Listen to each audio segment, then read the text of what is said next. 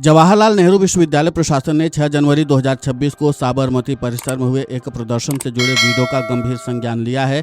इन video में जेएनएसयू से जुड़े कुछ छात्रों द्वारा आपत्तिजनक, उकसाने वाले और भड़काऊ नारे लगाए जाने की बात सामने आई है। वहीं अब इस नारेबाजी को लेकर जेएनयू प्रशासन का बयान सामने आया है। इस घटना को लेकर जेएनयू प्रशासन ने विश्वविद्यालय की सुरक्षा शाखा को पुलिस जाँच में सहयोग करने के निर्देश दिए हैं।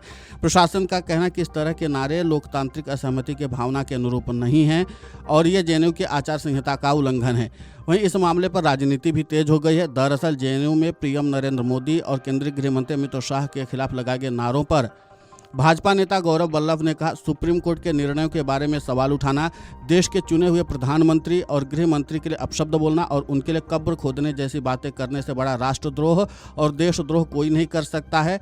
और दुख की बात यह है कि ये जो देशद्रोह कर रहे हैं उसका पैसा इस देश के 140 करोड़ लोग देते हैं। मुझे लगता है कि इनकी जितनी निंदा की जाए वो कम है। इस पूरे मामले को लेकर के भाजपा नेता गौरव वल्लभ ने और क्या कुछ कहा है, आप खुद सुनिए उन्हीं की जुबानी में।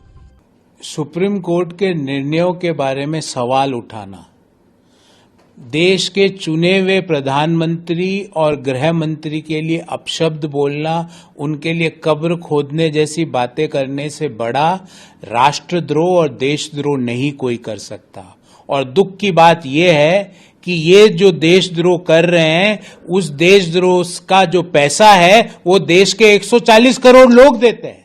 अगर हम टूथपेस्ट खरीदते हैं तो जो जीएसटी देते हैं, उस जीएसटी के पैसों से इन यूनिवर्सिटियों की लाइब्रेरी, इनका इंफ्रास्ट्रक्चर बनता है। और वहां खड़े होके ये भारत के न्यायपालिका को चुनौती देते हैं, बाबा साहब अंबेडकर के संविधान को चुनौती देते हैं, बाबा साहब के आदर्शों को चुनौती देते हैं। इनसे ज्यादा बड़ा राष्ट्रद्रोह और देशद्रोह हो नहीं सकता कि संविधान के अनुसार एक व्यक्ति प्रधानमंत्री के पद पर है और वहां पर खड़े होके वो प्रधानमंत्री की कब्र की बातें करते हैं। मुझे लगता है कि इन देशद्रोहियों से को जितनी निंदा की जाए, इनके राष्ट्रद्रोह और देशद्रोह पर वो कम है। मैं इस पूरे नारों की, और वो भी हमारे पैसों से की जमीन पर खड़े होके ये नारे लगा रहे, इसकी जितनी भर्त्सना की जाए वो कम है।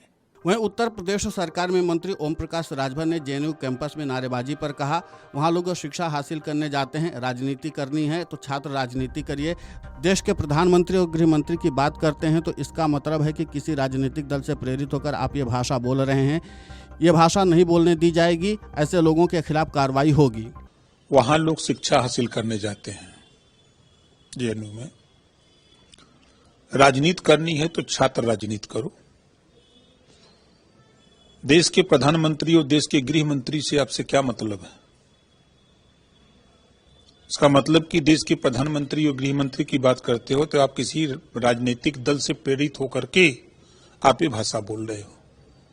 तो ये भाषा नहीं बोलने दिया जाएगा, ऐसे लोगों के खिलाफ कार्रवाई होगी।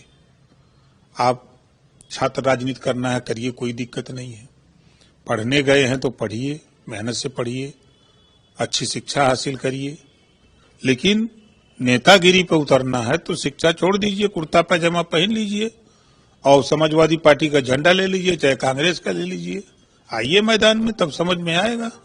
वहीं कांग्रेस नेता संदीप दीक्षित ने जेएनयू में प्रधानमंत्री नरेंद्र मोदी और केंद्रीय गृह मंत्री अमित शाह के खिलाफ लगाए गए नारे पर कहा, कई बार होता है कि कोर्ट के जजमेंट के खिलाफ कुछ लोग या समूह खड़े होते हैं, आप उसके खिलाफ विरोध भी कर सकते हैं, लेकिन किसी चीज़ के आड़ में ऐसे अपशब्द उपयोग करना, यह सिर्फ पीएम मोदी और गृह मंत्री की बात नहीं है, लेकिन किसी भी सामान्य व्यक्ति के लिए भी कब्र जैसे शब्दों का इस्तेमाल करें तो ये बिल्कुल गलत है। हम इसकी निंदा करते हैं। आप अपनी बात कहिए, कठोर शब्दों में कहिए, इसमें कोई दिक्कत नहीं है, लेकिन लोकतांत्रिक परंपराओं में और देश की सभ्यता को देखते हुए ये कांग्रेस का हमेशा मत है कि राजनीति में हमेशा शब्दों का एक सभ्यता से एक सीमा के अंदर उपयोग होना चाहिए।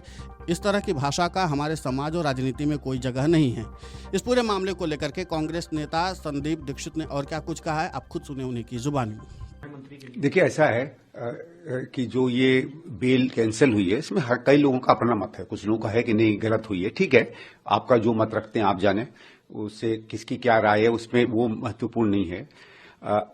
और कई बार होता है कि कोर्ट के जजमेंट के खिलाफ कुछ लोग समूह जो है खड़े होते हैं, ठीक है, आज हमारे यहाँ आप उसके खिलाफ अपना विरोध भी कर सकते हैं। आपको लगता है कि जजमेंट सही नहीं है, आप अपनी बात कहिए, लेकिन उस किसी चीज की आड़ में ऐसे अपशब्द इस्तेमाल करने, ऐसे शब्द इस्तेमाल करने, बस सिर्फ प्रधानमंत्री और गृहमंत्री की बात नहीं है। प्रधानमंत्री और गृहमंत्री की बात में करें तो और भी गंभीर हो जाता है, लेकिन किसी सामान्य व्यक्ति के बारे में भी अगर आप कब्र जैसी ऐसे शब्दों का इस्तेमाल करें, ये बिल्कुल गलत है।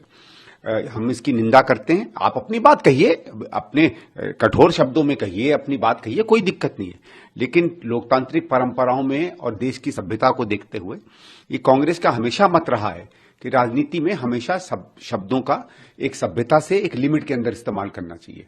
और बल्कि इसीलिए हम लोग बार बार कहते हैं, जो पिछले 8-10 साल से एक बहुत भद्दी, बहुत घटिया भाषा का इस्तेमाल होने लगा है, तमाम पार्टियां करती। आम आदमी पार्टी ने एक तरीके से इस तरह की भाषा की शुरुआत की, बीजेपी में भी बहुत से लोग इस तरह के शब्दों का इस्तेमाल करते हैं।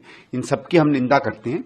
और मैं जेएनयू के स्टूडेंट से उनसे भी कहूंगा, देखिए इस तरीके की भाषा का हमारे कम से कम समाज में, हमारी राजनीति में कोई जगह नहीं है।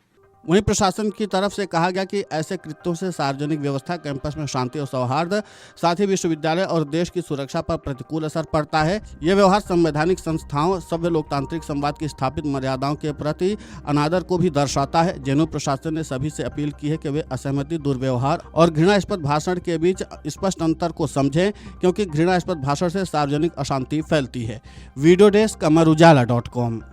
अगर आप ये वीडियो YouTube पर देख रहे हैं तो हमारे चैनल को सब्सक्राइब कर बेल आइकन दबाएं, और Facebook पर देख रहे हैं तो हमारे पेज को लाइक करें।